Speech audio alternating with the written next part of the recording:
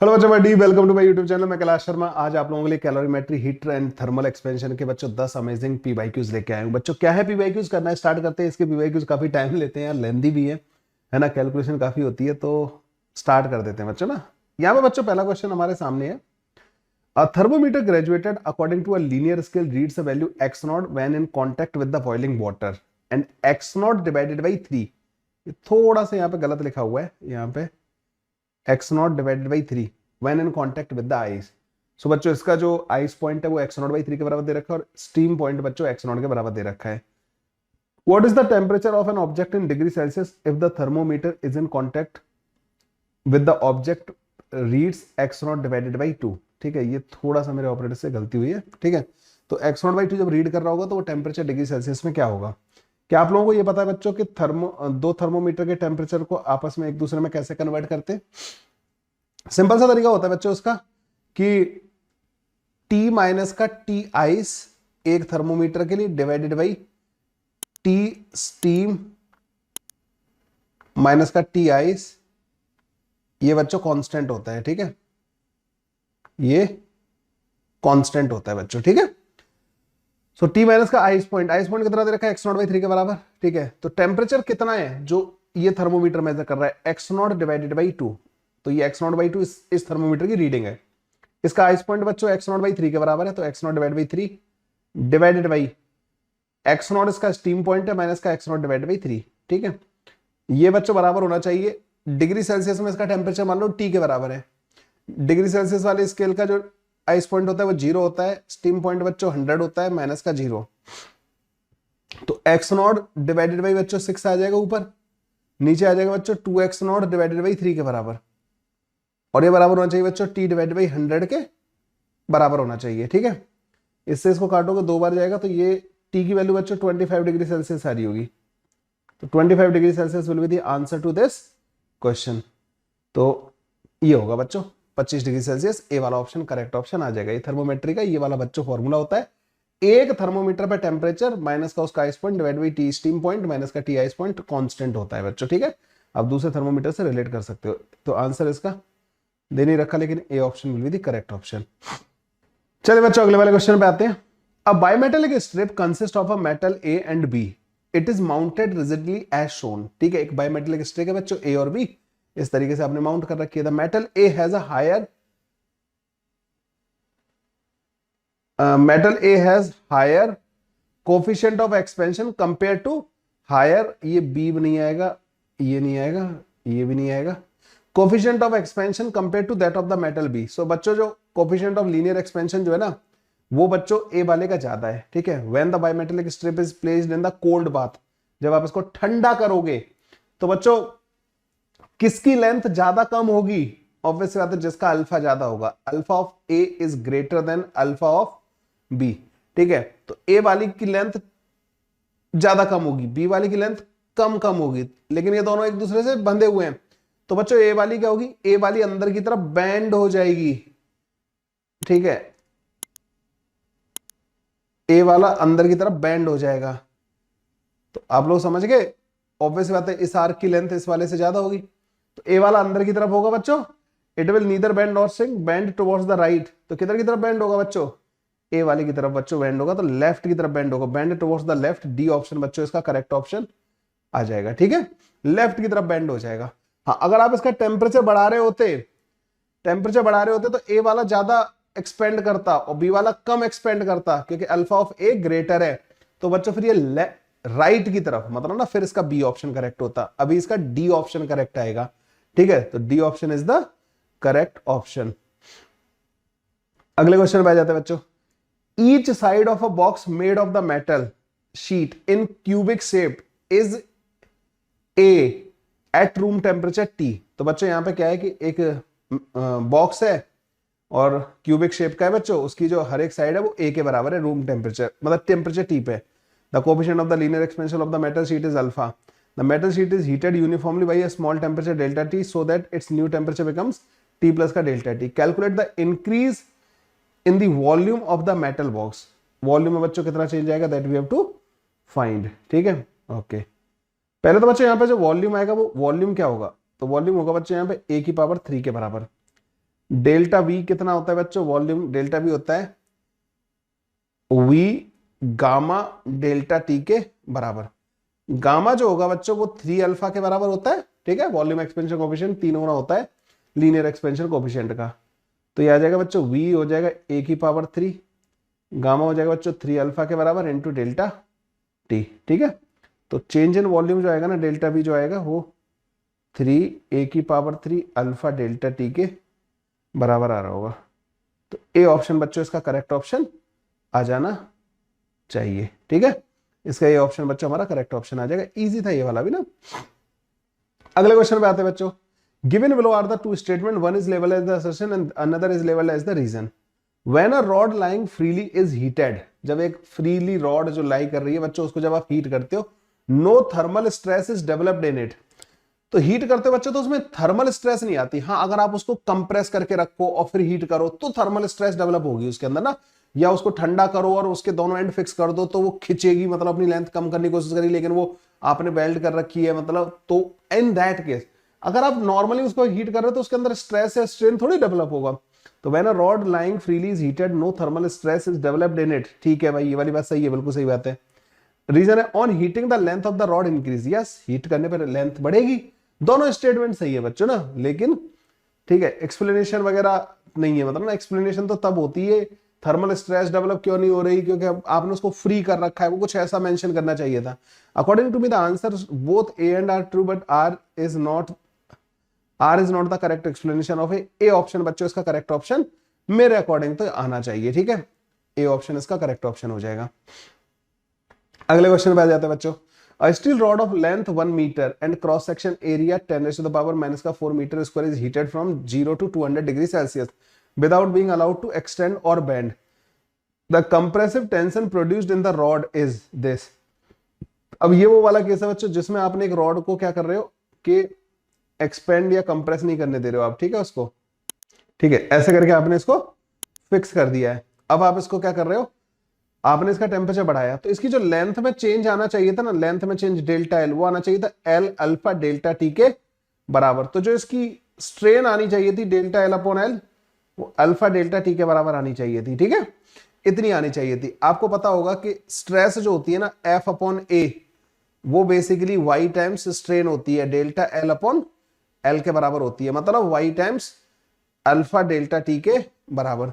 तो जो फोर्स, जो कंप्रेसिव स्ट्रेस इसमें कंप्रेसिव फोर्स जो डेवलप होगा ना, y into A into alpha into delta T के बराबर आ जाएगा। यंग्स मॉड्यूलस कितना है बच्चों, 2 इंटू 10⁻11 के बराबर, इंटू एरिया कितना है बच्चों यहाँ पे 10⁻⁻4 के बराबर, इंटू अल्फा कितना दे रखा है बच्चों अपने को यहाँ पे, अल्फा दे रखा है 10⁻⁻5 के बराबर, और डेल्टा टी बच्चों यहाँ पे 200 के बराबर दे रखा है। तो फोर्स जो आएगा ना बच्चों इसके अंदर, वो इससे उड़ा दो, यहाँ पे 2 बचेगा, तो 4 इंटू 10⁻4 के बराबर आ जाएगा, ठीक है, न्यूटन के बराबर आ जाएगा। The answer to this question will be 4, ठीक है, इसका तो दे भी रखा है इन्होंने ना। Answer to this question will be बच्चों 4 के बराबर आ जाएगा बच्चों ना, 4 into 10⁻4 newton, F is this answer, ऐसे आ जाएगा। अगले क्वेश्चन पे चलते बच्चों। On a temperature scale X, the boiling point of the water is 65 degree Celsius, जिसको स्टीम पॉइंट या बॉइलिंग पॉइंट बोलते हैं। The freezing point is minus का 15 degree Celsius. Assume that the scale X is linear. The equivalent temperature corresponding to minus का 95X on the Fahrenheit scale will be. तो Fahrenheit scale जो होता है ना बच्चों, उसमें माइनस का 32 और 180। तो बच्चों जो Fahrenheit जो स्केल होता है ना, उसका आइस पॉइंट होता है 32 Fahrenheit, है ना, और इसका स्टीम पॉइंट होता है बच्चों 212 फ़ारेनहाइट, ठीक है। स्टीम पॉइंट ये होता है, आइस पॉइंट ये होता है। अब आपको इस एक्स वाले स्केल को कन्वर्ट करना है बच्चों, इसमें फ़ारेनहाइट में कन्वर्ट करना है। तो आप क्या करोगे, टी ऑन एक्स वाला स्केल माइनस का उसका ice point divided by T steam minus का टी आइस। ये आपको पता होना चाहिए किसी भी एक स्केल के लिए कांस्टेंट होता है, ठीक है, कांस्टेंट, ये कांस्टेंट के बराबर होता है। तो बच्चों इस वाले स्केल के लिए लिखते हैं, तो इस पर कितने टेम्परेचर को आप चेंज करना चाहते हो, equivalent temperature corresponding to minus का 95, तो माइनस का 95। अब आइस पॉइंट कितना दे रखा है, इसका फ्रीजिंग पॉइंट कितना दे रखा है बच्चों, माइनस का 15 के बराबर। This divided by boiling point बच्चों 65 दे रखा है, माइनस का 15 है, ये बराबर होना चाहिए। फ़ारेनहाइट पे मान लो टी फ़ारेनहाइट के बराबर है, तो माइनस का 32 डिवाइडेड बाई 212 माइनस का 32, ठीक है। ये आ जाएगा बच्चों करीब करीब हमारे पास टी माइनस का 32 डिवाइडेड बाई 180 आ जाएगा, ठीक है। और ये ऊपर वाला आ रहा होगा बच्चों हमारे पास माइनस का 80 डिवाइडेड बाई नीचे बच्चों प्लस का 80 आ रहा होगा, तो टी माइनस का 32 डिवाइडेड बाई 180, ठीक है। तो टी इक्वल टू माइनस का 180 प्लस का 32 फ़ारेनहाइट, तो टी की वैल्यू आ जाएगी बच्चों हमारे पास माइनस का 148 फ़ारेनहाइट के बराबर। तो माइनस का 148 बच्चों D option will be the correct option. ऐसे हो जाएगा बच्चों ये वाला क्वेश्चन सॉल्व, ठीक है। डी ऑप्शन इसका करेक्ट आ जाएगा। अगले क्वेश्चन पे आ जाते हैं बच्चों। A solid metallic cube having total surface area 24 metre square is uniformly heated. Metallic cube है बच्चों, उसको आप सरफेस एरिया दे रखा है। If its temperature is increased by 10 degree Celsius calculate the increase in the volume of the cube. तो volume में cube बताना है, मतलब ना इंक्रीज जितना होगा।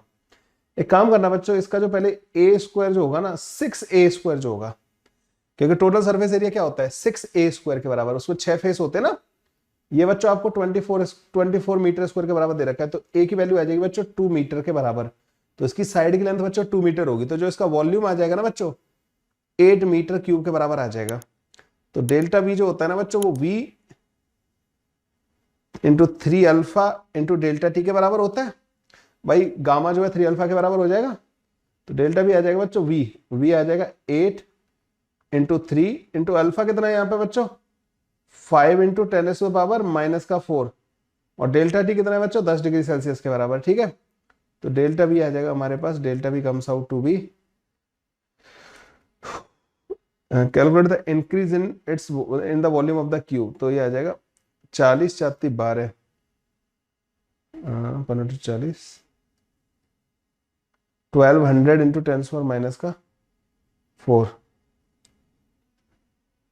एक मिनट, तो volume of the calculate the increase in the volume of the cube 6a square 24, ए की वैल्यू आ गई हमारे पास 2 के बराबर, वॉल्यूम आ गया 2 मीटर क्यूब के बराबर, ठीक है।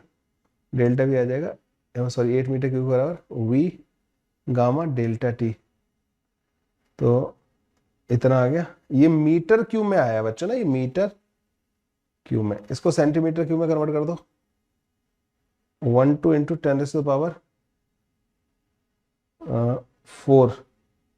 सेंटीमीटर क्यूब, मतलब 1.2 इंटू 10⁻⁵ सेंटीमीटर क्यूब आ जाएगा बच्चों। बी ऑप्शन बच्चों करेक्ट ऑप्शन आ जाएगा, ठीक है। बी ऑप्शन करेक्ट ऑप्शन आ जाएगा। अगले वाले क्वेश्चन पे आ जाते हैं बच्चों। A hole is drilled in the metal sheet at 27 degree Celsius, the diameter of the hole is 5 centimetre. When the sheet is heated to 177 degree Celsius, the change in the diameter of the hole is this. The value of D will be. देखो बच्चों, इसके इस type के जो question होते हैं ना उनके बारे में मैं आपको बता देना चाहता हूँ। ये आया, ये हाँ ठीक है। तो जब कोई आप होल इस तरीके से बनाते हो ना बच्चों इसके अंदर, ठीक है, तो इसका जो डायमीटर होता है ना बच्चों, ये जो डायमीटर होता है बेशक एक खाली जगह का भी बच्चों एक्सपेंशन सेम तरीके से होता है जैसे यहाँ पे मटेरियल होता। तो डायमीटर का भी एक्सपेंशन बच्चों, इस होल का भी एक्सपेंशन होगा। टेम्परेचर बढ़ाने पर ना होल श्रिंक नहीं करेगा, इसका भी एक्सपेंशन होगा। तो डेल्टा इन डायमीटर जो आएगा ना बच्चों वो D alpha into delta T के बराबर आ जाएगा, ठीक है। D alpha into delta T का लीनियर एक्सपेंशन होगा सेम तरीके से ना। तो linear expansion of the metal हमें दे रखा है, चेंज इन द डायमीटर इतना दे रखा है बच्चों डी इंटू दिस, और इसका जो होल का डायमीटर था वो 5 के बराबर था, तो डी की वैल्यू पूछ रहे हैं। तो d into 10⁻⁻⁻³ is equal to, ये जो डायमीटर है वो 5 सेंटीमीटर के बराबर है। अच्छा ये भी सेंटीमीटर में दे रखा है, तो हमें इसको कन्वर्ट करने की जरूरत नहीं है क्योंकि ये पूरा सेंटीमीटर में आएगा। 1.6 इंटू 10⁻⁻⁵, और डेल्टा टी कितना हो जाएगा बच्चों यहाँ पर 150 के बराबर, 177, यहाँ से 150 का चेंज किया है, ठीक है। तो डी की वैल्यू कितनी आ जाएगी बच्चों, यहाँ से डी की वैल्यू आ जाएगी, एक तो इससे इसको उड़ा दो 16 पंजे 80 आएगा, एक ये 0 और ये हो गया 16 पंजासी, ये तो 8 हो गया, 15 अट्ठे 120, यहाँ 12 बचेगा। 12 इंटू 10⁻³ डिवाइड बाई 10⁻³ तो जो डी है ना बच्चों उसकी वैल्यू 12 के बराबर आ रही होगी। ठीक है, जो हमारे क्वेश्चन में डी दिया है ना वो 12 के बराबर आ जाएगा और क्वेश्चन खत्म हो जाएगा। ओके, अगले क्वेश्चन पे आते हैं बच्चों। The graph between two temperature scale P and Q is shown in the figure. Between upper fixed point and the lower fixed point there are 150 equal division of the scale P and 100 division on the scale Q. ठीक है, the relationship for the conversion between the two scale is given by. Okay, तो यहाँ पे क्या है बच्चों, temperature at Q और temperature eight P के बारे में बात कर रहे हैं ये लोग ना। यहाँ पे इन्होंने क्या कर रखा है बच्चों, देखो पी वाला जो है ना बच्चों उस पे 150 equal division of the scale P है 150।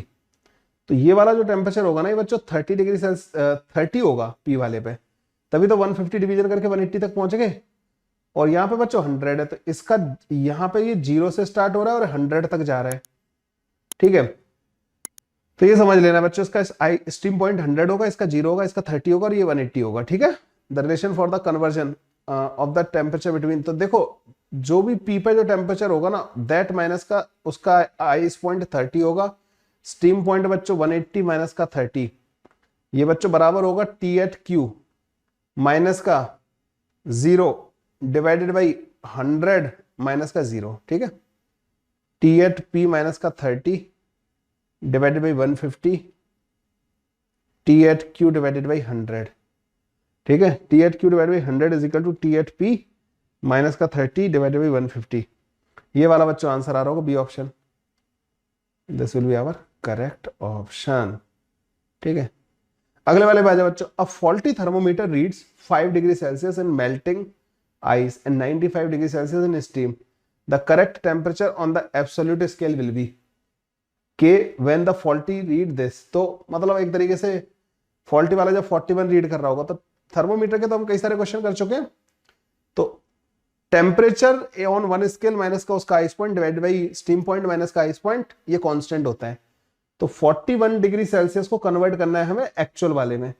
इस वाले का आइस पॉइंट कितना है बच्चों 5 degree Celsius divided by steam point कितना है 95 डिग्री सेल्सियस, उसमें से 5 माइनस कर दो, that is equal to T minus का 0 डिवाइडेड बाई 100 माइनस का 0। ठीक है, तो 41 माइनस करने से आ जाएगा बच्चों आपके पास 36 के बराबर और नीचे आ जाएगा 90 के बराबर, this is equal to T divided by 100।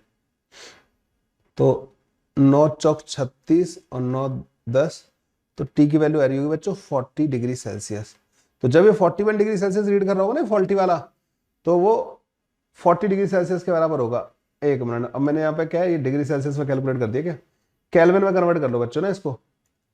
ये 40 डिग्री सेल्सियस में है ना, तो 273 इसमें ऐड कर दो तो कितना बन जाएगा 313 केल्विन के बराबर। अच्छा, इसको एब्सोल्यूट वाले में कैलकुलेट करना था।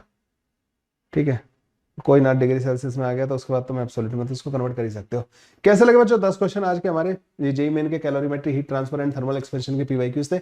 उम्मीद करता हूँ आपकी प्रिपरेशन बहुत अच्छी चल रही होगी। 20 क्वेश्चन पर डे में आप लोगों को प्रैक्टिस करवा रहा हूँ हमारे जेईई मेन अप्रैल अटेम्प्ट के लिए। करते रहिए बच्चों, धीरे धीरे आगे बढ़ते रहिए। ओके बच्चों, bye bye, take care, next video में मिलते हैं।